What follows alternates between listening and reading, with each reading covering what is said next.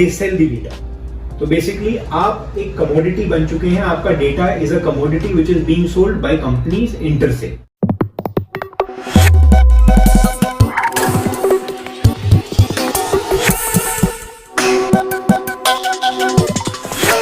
Hello guys, welcome to law talks. और आज हमारे साथ हैं एडवोकेट अंशु शर्मा। तो आज का हमारा टॉपिक है ब्रीच ऑफ प्राइवेसी। तो इस बारे में मैं अंशु शर्मा से बात करता हूँ कि जो एज अ लेमैन अगर मेरे क्वेश्चन है या जो आप सबके क्वेश्चंस होंगे तो उसको हम किस तरीके से कहाँ पे हमारी प्राइवेसी जो ब्रीच हो रही है हम उसके बारे में अवेयर हो सकते हैं या चीजों को कंट्रोल कर सकते हैं। सबसे पहले जो हम क्वेश्चन पूछने वाले हैं अंशु शर्मा से वो ये होगा कि what is privacy and what is breach of privacy. तो Anshu Sharma, hi. Hello everyone. So आज का हमारा जो टॉपिक है privacy and breach of privacy, it is a very sensitive topic. अब ऐसी कोई इंफॉर्मेशन जो हम किसी थर्ड पार्टी के साथ नहीं डिस्क्लोज करना चाहते हैं और विलिंगली अनविलिंगली वो डिस्क्लोज हो जाती है, थर्ड पार्टी कोई उसको यूज करती है without our consent, that is breach of privacy. तो the major thing which we need to understand is कि प्राइवेसी है क्या चीज होने से ब्रीच हो सकती है, क्या एक्शंस होते हैं जो ब्रीच में कंसिडर होते हैं। अब आपने देखा होगा कि आप ऑनलाइन जाते हैं, everybody is into online things. आप वेबसाइट ओपन करते हैं, एक क्वेरी पुट करते हैं, लेट्स से कि you want to purchase a property in X part of Delhi. आप एक वेबसाइट पे गए, आपने एक क्वेरी पुट करी, एक फॉर्म फिल आउट किया, उसके बाद आपको उस पर्टिकुलर कंपनी से कॉल आएगी। ठीक है, दैट इज एब्सोल्युटली फाइन। आप उस प्रॉपर्टी में इंटरेस्टेड थे या नहीं थे, आपने परचेज की या नहीं की। उसके बाद 10 दिन बाद आपको एक एक्स कंपनी से कॉल आती है कि sir you are looking for properties. अब आप सोचते हैं कि मैंने इस एक्स कंपनी में कभी अपना कोई डिटेल्स नहीं दी है, ना मैंने कभी कोई क्वेरी पुट की थी, how do they have my details. तो नाउ द क्वेश्चन कम्स कि ये बैक एंड पे ऐसी क्या प्रोसेस हुई जो हमें नहीं पता, जिसकी वजह से मेरा डेटा एक कंपनी से उठ के दूसरी कंपनी में चला गया। So basically it is my data, it is my personal information. अब हमें पर्सनल इंफॉर्मेशन नहीं पता है कि दूसरी कंपनी के पास जिसकी आपको कॉल आई है उसके पास क्या इंफॉर्मेशन गई है, ठीक है, क्या एक्सटेंट तक इंफॉर्मेशन गई है, कॉन्फिडेंशियल इंफॉर्मेशन गई है। तो जब आपने कॉल रिसीव करी, आप उनसे पूछते हैं सर आपके पास कॉल कहां से आई या आपने मेरा नंबर कहां से लिया। This is a general query which we put to them. वो आपको कहेंगे सर हमारे पास डेटा आता है, सर हमने ऑनलाइन उठाई है, सर हमने गूगल से ली है। ऐसा कुछ नहीं होता, that is just a hopes which they are making.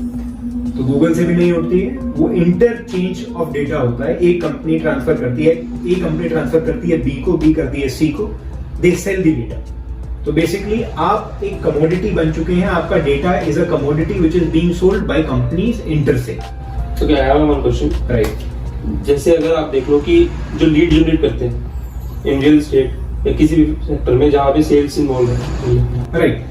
See, to some extent, like if you go and visit some sites, a website में they should have a privacy policy and they should have the terms of use. What does the privacy policy govern? Privacy policy का मतलब क्या है, मकसद क्या है? So legally they are entitled under the IT Act 2000 कि privacy policy every company is supposed to have the privacy policy. अब privacy policy में वो enumerate करते हैं कि वो आपका पर्सनल डेटा किस तरीके से यूज करेंगे, किस एक्सटेंट तक यूज करेंगे, आपकी जो इन्फॉर्मेशन है क्या क्या इन्फॉर्मेशन वो अपने पास स्टोर करते हैं, क्या इन्फॉर्मेशन वो नहीं करते हैं, वो सारा प्राइवेसी पॉलिसी गवर्न करती है। अगर उस प्राइवेसी पॉलिसी में लिखा है कि they will use your data for marketing leads, तो they are very much legal, they can do it.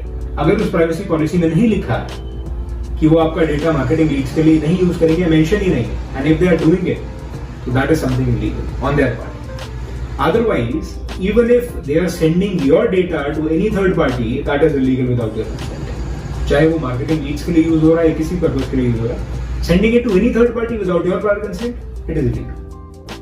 जैसे आप बोल रहे हैं कि इसमें कंसेंट हो तो लीगल है, तो मेरे को इसमें ये चीज पूछना है कि सपोज करते हैं कि हमने किसी वेबसाइट पे लैंड किया, वहां पे हम चीजें देखी है, सर्फिंग करी और हम वापस आ गए, उसके बाद भी वहां से वो डेटा उठा सकता है क्योंकि हमारी एक्टिविटी उनके पास है। नहीं, देखिए this is very much subjective, ये बहुत सब्जेक्टिव है। आपने एक वेबसाइट विजिट करी और वेबसाइट बहुत ही लिमिटेड एक्सटेंट तक आपकी डिटेल्स गो थ्रू कर सकती है।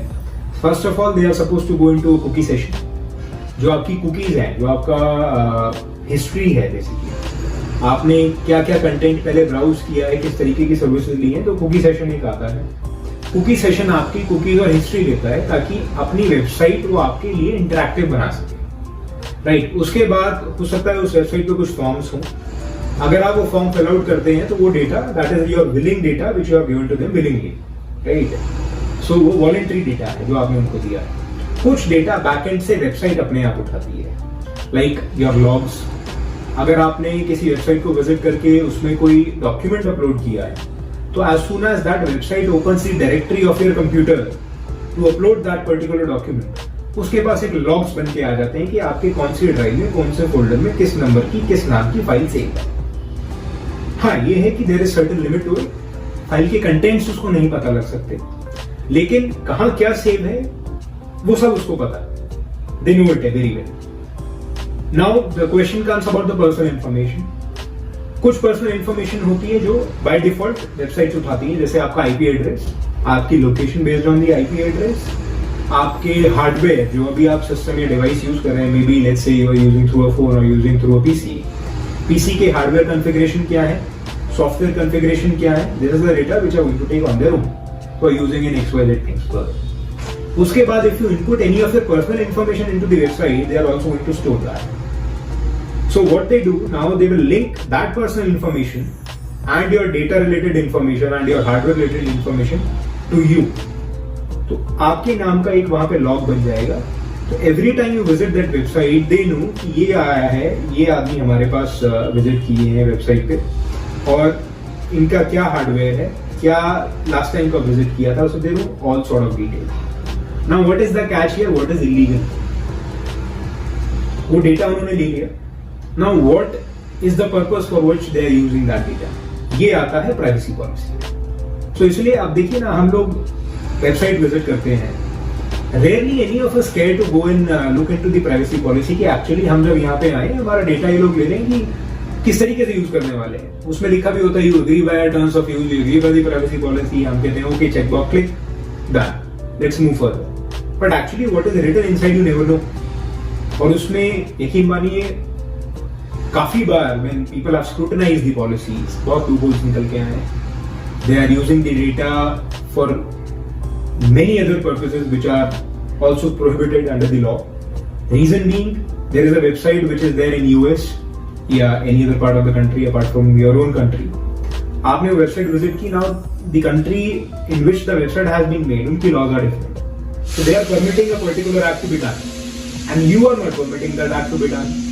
तो वो तो आपका डेटा ले लेंगे।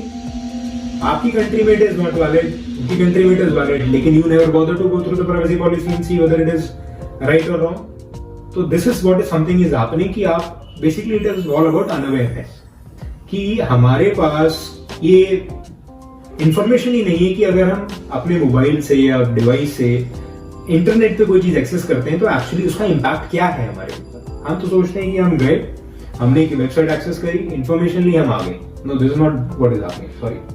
आपको ये भी नहीं पता है कि once you access a website you are governed by many agreements which are automatically applicable upon you as soon as you visit the website. Though you are giving consent sometimes you don't even take the consent, but you are governed by those agreements.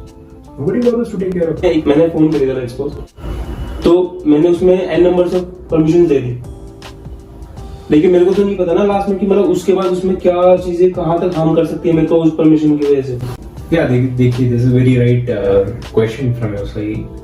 आपको पता होगा थोड़े दिन पहले government of India has banned certain websites and certain applications also which were coming from China. What was the purpose behind it? एक application बनाई गई या एक वेबसाइट बनाई गई जहां पे यूजर्स आए, जैसे आपने कहा परमिशंस मांगी जाती हैं when you download an app into your phone, that is very right. आपने परमिशंस दी, now those permissions are subject to their use of data, privacy policy, terms of use, multiple agreements.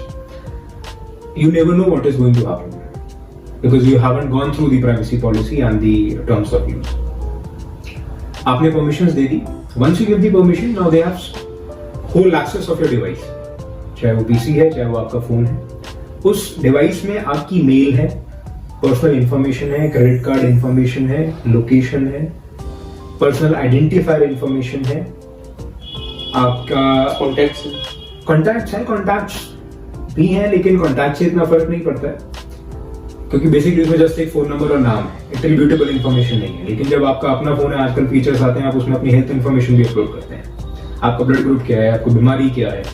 तो once you give access to any such app और website, आप ये देखिए कि आप कितना ज्यादा इंफॉर्मेशन प्रोवाइड कर रहे हैं किसी थर्ड पार्टी को अपने बारे में। तो basically if you see that every sort of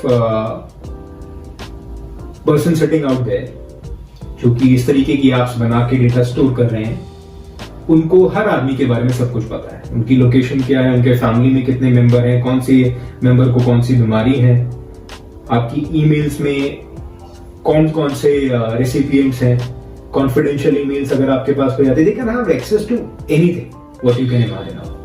That was the reason Government of India came up with this thought and they did some background checks of certain apps, जहाँ ये पता लगा कि actually they were spying on us.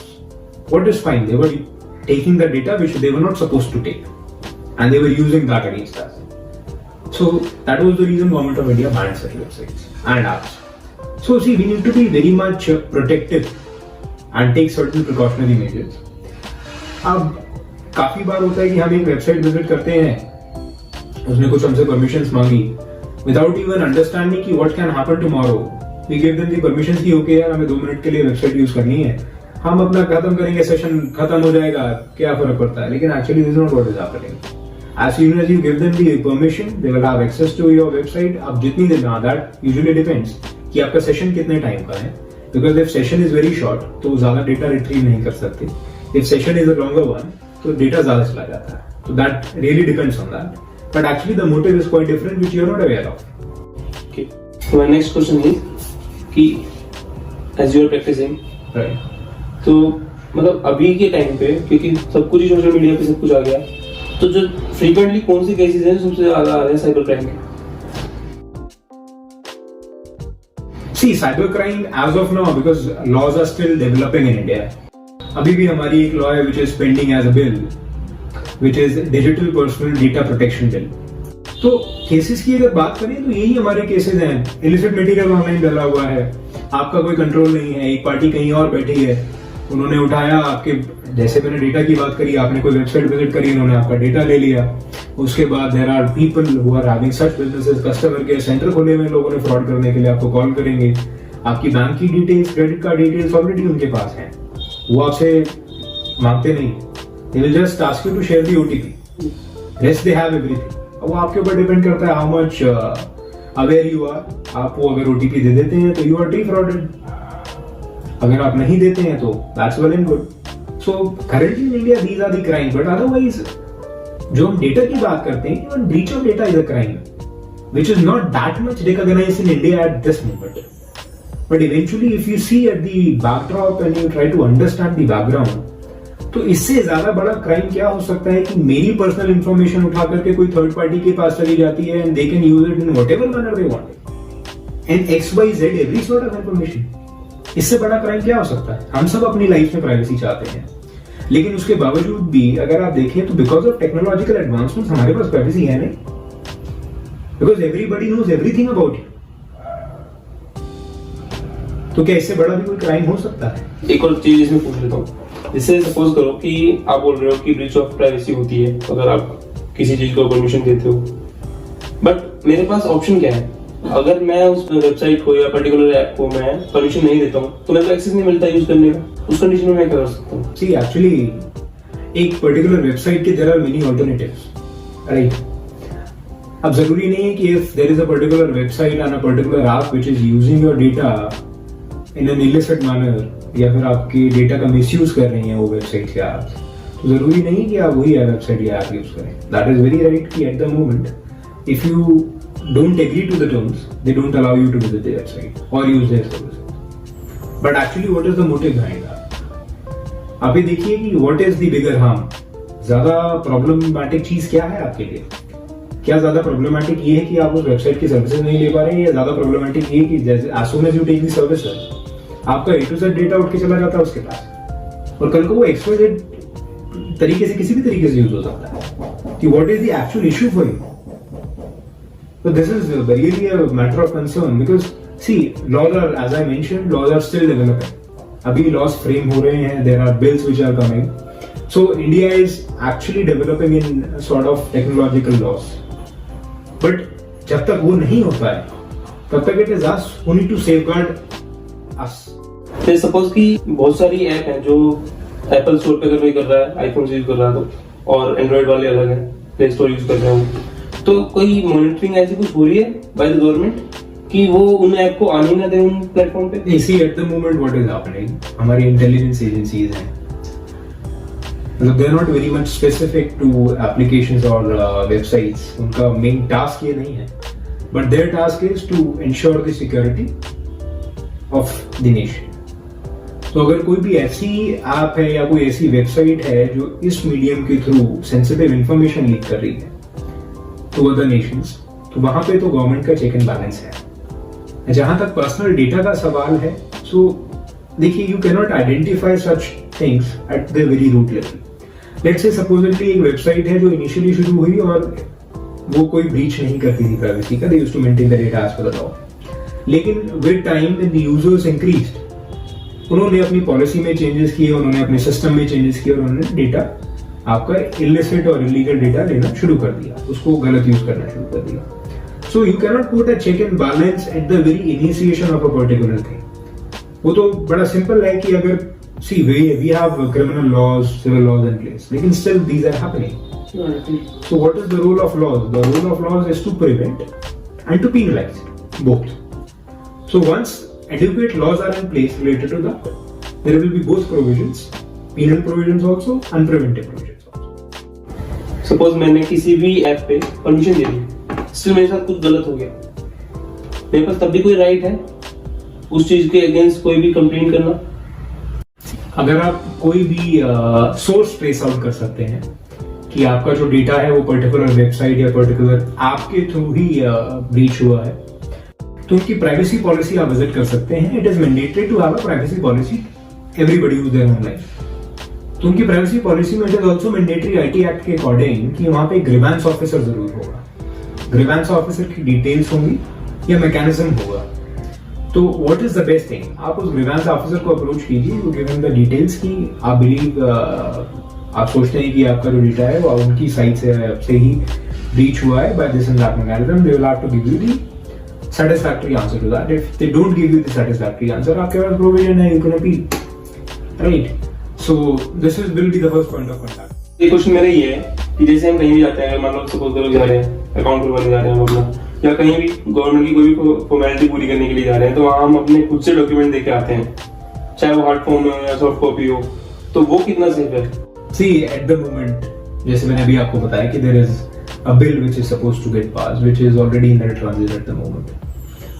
तो उसमें भी एक one of the question was कि इसमें डिजिटल पर्सनल डेटा की बात हुई थी, मैनुअल डेटा की बात नहीं थी. जहां तक कि हम बात करें कि कितना सेफ है हमारा मैनुअल डेटा देना, it is not at all safe to be honest. आपका एक डॉक्यूमेंट है जिसमें आपके क्रेडेंशियल्स हैं, जिसमें आपकी डिटेल्स हैं, वो एक document like I would say आपका आधार कार्ड, आपके पैन कार्ड की copy, which is also self attested copy, जो आप हर जगह ज्यादा दे करके आते हैं. अब it depends upon the entity जिसको आप वो डॉक्यूमेंट दे करके आ रहे हैं कि वो आपके डॉक्यूमेंट का कैसे यूज करते हैं. आपने काफी बार सुना होगा कि एक ही प्रॉपर्टी पे अलग अलग लोगों ने लोन ले लिया. How does that happen? एक आदमी लोन लेने जाता है, अपनी एक प्रॉपर्टी मॉर्गेज करा के अपने ओरिजिनल कागज दे करके आता है बैंक को. Now somebody has a mischief mind और वो वहां से ओरिजिनल कागज निकालता है, उसमें फोर्जरी करता है और उसके बाद वही कागज लगा करके थर्ड पर्सन के नाम पे लोन ले लेता है. तो पता चलता है कि एक ही प्रॉपर्टी पे 3 जगह पे लोन चल रहे हैं. हो सकता है आपके नाम पे आपके डॉक्यूमेंट्स यूज करके कोई बैंक अकाउंट खुलवा ले, आपके डॉक्यूमेंट्स यूज करके कोई लाइसेंस ऑब्टेन कर ले, हो सकता है आपके डॉक्यूमेंट्स यूज करके कोई सिम कार्ड खरीद ले, उससे कोई क्राइम कर दे. तो it is a risky task, but it all depends कि जिस एंटिटी के साथ आपने वो डॉक्यूमेंट यूज किए हैं वो आपकी डॉक्यूमेंट को कितने सेफली रखते हैं. And the issue with the physical documents is कि आप इतनी जगह पे वो डॉक्यूमेंट्स अपने दे चुके हैं कि आप ट्रेस आउट ही नहीं कर सकते कि वो डॉक्यूमेंट एक्चुअली कहां से गया, किसने यूज किया. So at the moment, government has also come up with an initiative, DigiLocker, if you would have heard. DigiLocker is so good as an initiative कि उसमें डॉक्यूमेंट्स आप रखिए अपने, वो डॉक्यूमेंट्स सीधा सोर्स से आएंगे और आजकल I think they have also come up with one of the provision कि आप डिजी लॉकर से ही डॉक्यूमेंट वेरीफाई करा सकते हैं. And now even there was a provision कि आप थ्रू आउट इंडिया आपको फिजिकल आरसी और फिजिकल इंश्योरेंस और फिजिकल पॉल्यूशन कैरी करने की जरूरत नहीं है, फिजिकल लाइसेंस कैरी करने की जरूरत नहीं है. If you don't have the physical, आप डिजी लॉकर में रखिए, that is a valid one.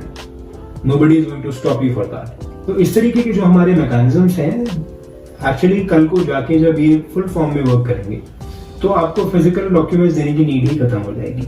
But at the moment जब आप अभी दे रहे हैं तो थोड़ा सा रिस्की है, एंड जब तक नहीं पूरी तरीके से इम्प्लीमेंटेशन होती तब तक दिस विल गो.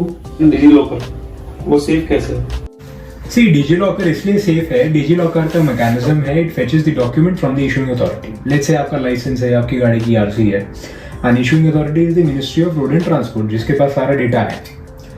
तो digi locker will go to the ministry of road and transport like in the background, not physically, and they will say कि see this is the user which has come, इनके ये credentials हैं, हमने user verify कर लिया है, ये credentials के बेसिस पर इनका डॉक्यूमेंट आप हमें दे दीजिए.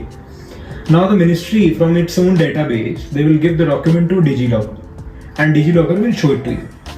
What is the rule of DigiLocker in that? Digi locker का रूल है कि इट वेरीफाइज कि ये जो डॉक्यूमेंट हमने आपको दिया है, ये जो आपने क्रेडेंशियल्स डाले थे, ये उसी का ऑथेंटिकेटेड डॉक्यूमेंट है.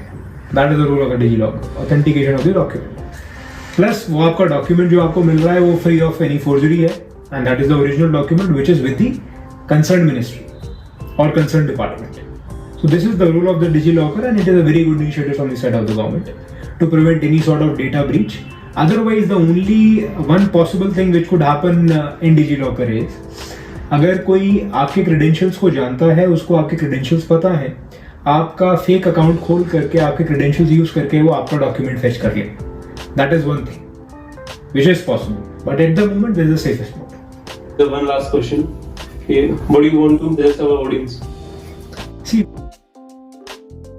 See, my suggestion would be कि आप जहाँ भी विजिट करते हैं online, either through the app or through the website, आप अपना कोई भी इंफॉर्मेशन शेयर करने से पहले please just look and evaluate कि whether the site you are visiting ये कोई होक साइट तो नहीं है जिसका सोल पर्पस आपका डेटा फेच करना है. If the site appears to be genuine, आपको लगता है कि नहीं दिस इज जेन्युइन साइट, तो आप उसकी प्राइवेसी पॉलिसी एक बार खोल करके देख लीजिए, गो थ्रू दैट कि किस तरीके से आपका डेटा यूज होता है. There is section called use of information. अच्छा, इसमें मेरे को एक चीज और पूछनी है, जैसे आप बोल रहे हो अगर मतलब परमिशन भी लेनी है मेरे को, मैं पूरा वो डॉक्यूमेंट रीड करूँ केयरफुली, लेकिन उसमें इतने छोटे छोटे वो इनकी मार्केटिंग स्ट्रेटेजी है कि अभी कि अगर इतना छोटा छोटा लिख देते हैं उसमें और इतना सारा होता है कि वहाँ पे इतना टाइम नहीं है, क्योंकि पीछे भी हमारे कस्टमर होते हैं, अगर कुछ हम कहीं कुछ खरीदने भी जा रहे हैं तो इतना टाइम नहीं है कि मैं उसको पढ़ पाऊँ, तो इसमें फिर क्या कर सकते हैं? So there was a recent ruling of the Honorable Supreme Court as well, जहाँ पे ये इशू था कि जो प्राइवेसी पॉलिसीज हैं या टर्म्स ऑफ यूज हैं या अदर ही कॉन्ट्रैक्ट्स जो वेबसाइट के हैं, they were put at such a place जहाँ पे वो विजिबल ही नहीं थे यूजर को. तो यूजर की डीम्ड कंसेंट तो वेबसाइट ने ले ली, लेकिन वो विजिबिलिटी नहीं थी उसको कि है कहाँ एक्चुअली, अगर कहीं बैक एंड में जो इजीली वो विजिबल नहीं है, so he can not go through that. तो in that case supreme court said कि it is the duty of the website to make it visible to the user while using the website. सबसे पहले मुझे privacy policy और terms of use ही पता होने चाहिए before I do anything on the website, just to know कि मेरा हर एक जो एक्शन होने वाला है वेबसाइट पे वो किस तरीके से इवैल्यूएट होगा और क्या उसके कॉन्सिक्वेंसेज होंगे. So this is one thing which is in our favour. तो अगर ऐसा कुछ है तो those terms only binding upon us. लेकिन हाँ, दिस इज आवर रिस्पॉन्सिबिलिटी कि हम एक पॉलिसी को खोलें, देखें कि हमारे ऊपर कोई ऐसा एडवर्स इफेक्ट तो नहीं है. हाँ, to make things easy and make things work, you can just evaluate कि whether the site is a hoax or the site is a genuine one. Like if it is a site of the government itself, तो आपको थोड़ा भरोसा है कि no, they will be abiding by the rules, right? So उसमें आप you can just check it, उसमें आप भरोसा कर सकते हैं, you can use it. But otherwise अगर कोई प्राइवेट वेबसाइट है और आपको लगता है कि नहीं it is bit of a shady, तो it's better to go and check first. This is the suggestion at this moment. जैसे laws हमारी develop होती जाएंगी, there will be much more safe environment for the users. Okay guys, thank you for watching this video and we will meet you on next video.